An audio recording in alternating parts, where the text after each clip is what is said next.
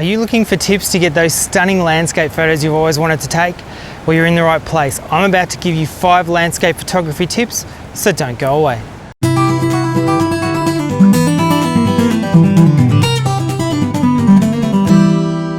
Hi there, I'm Barry Callister of Barry Callister Photography, founder and creator of photographersfreedom.com, giving you the time, gear and skills to be the best photographer you can be.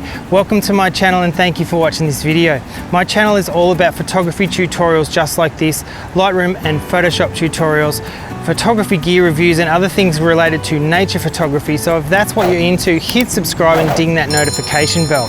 If you keep watching till the end of the video today, you will not only learn 5 landscape photography tips that will help you improve your landscape shots today, but you will also learn the secret to a life where you have unlimited time for photography.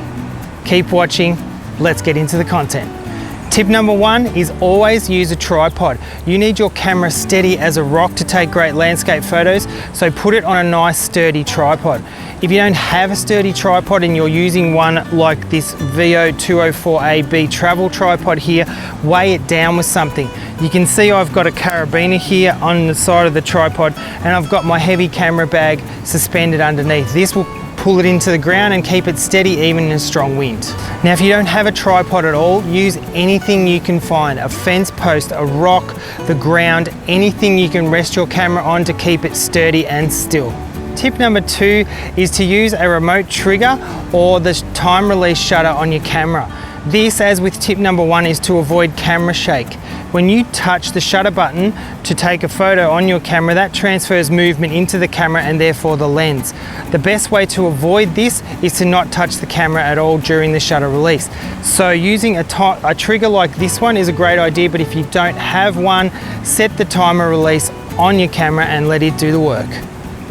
Tip number 3 is shoot raw. I always suggest shooting raw when you're taking landscape shots.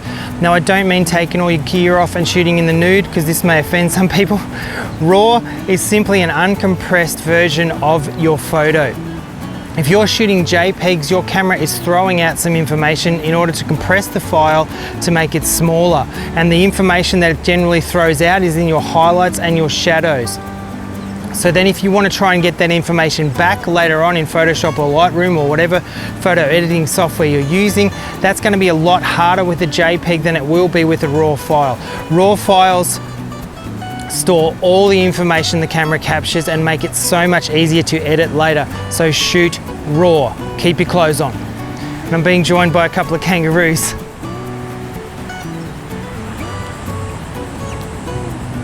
A mother and Joey.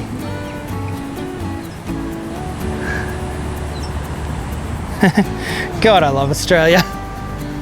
Tip number 4 is put something in the foreground of your photos to draw the viewer's eye into the photograph. Now, where I'm set up here, I've got all this grass on the dunes behind me, and that leads back to the curve of the bay and around to the town in the distance. If I was going to take a photo today, which I'm not because the sea spray is horrible and it's all foggy today, but if I was going to take a photo, I would have this grass in the foreground and that would lead your eye into the photo and then around the curve of the bay to the town in the background. So try to place something in the foreground of your photo, whether it's a rock, a person, a flower, a piece of driftwood, whatever it might be. It helps to create interest in the photograph and it also helps to create the illusion of depth and size in your photo. Tip number 5 is expose for the highlights. I find it much easier to get detail back from the shadows in editing software than from the highlights. So expose for your highlights or brighter areas in the scene. And if you're shooting raw, you will have much more control over those highlights and shadows than you would if you shoot JPEG. So always shoot raw and expose for your highlights.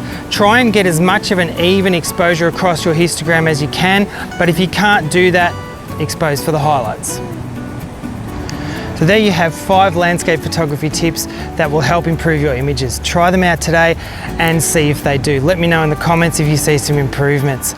Of course, there are many other things that can help to improve your landscape photos and I'll cover those in future videos. What's the secret of a life of unlimited time for photography? 4 words: online business, passive income. I've put a link in the video description below that could set you on a journey of learning, growth, and self-discovery like you have never experienced before. That link will tell you about an online course and affiliate program that I've been a member of now for the past 7 months.